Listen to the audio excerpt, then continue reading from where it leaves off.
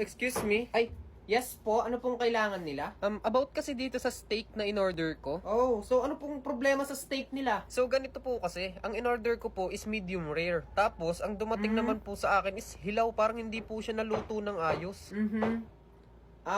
Pwede ko po ba kayong matanong? Yes, pwede naman. Bakit? Ano ba yung tatanong mo? Ako po ba nagluto niyan? Hindi naman sa ganon. Ibig ko sabihin, pwede Doon mo ka sa nagluto magreklamo. Ay, Ha? Tagadala sige. lang ako. Wala akong kinalaman sa Ay, steak na pasensya yan. ka na. Waiter, excuse me po.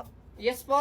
Alam nyo, real talk lang ang bagal mong kumilos. Mabagal po akong kumilos. Oo, mabagal ka talagang kumilos. O, edi tulungan mo ako. Tara, ang dami ko kasing ginagawa. Ano? Ay, hindi naman sa ganun. Ang ibig ko lang sabihin... Gisagiun. Excuse me, waiter. Manahimik ka? Ba, si Raul yung waiter na yun Yes po, spaghetti na walang sauce. Aha. Tas tubig na lasang kalawang. Okay na? Excuse me, meron ba kayo dyang paper bag? Meron naman po. Bakit? Pwede ba akong makahingi? Ite-take out ko kasi itong mga in-order namin Take out nyo. Daming-dami nyan. Oo, bakit? Bawal ba? Sayang naman kung iiwan ko dito, di ba? O order ka. Hindi nyo naman uubusin. Ano naman pakialam ng waiter? Ay, bastos ka. Tapos po, ano pa po ang kanila? Excuse me, nasa na po yung order namin? Nandun pa ho sa kusina. Kunin nyo ho. Ay, grabe naman yung waiter na yun. Excuse me, ba't ganito yung order ko? Merong langaw. Di ko lang alam.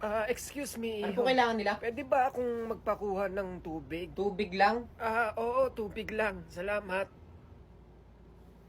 Ito, akin na nga muna to Kuya, ha. tubig po Natamad yan. ako layo ng kusina eh. Excuse me, saan may bakanting lamesa? Bale, 6 kami. Pwede maghanap ka doon. Gagawin ko kung 6 kayo.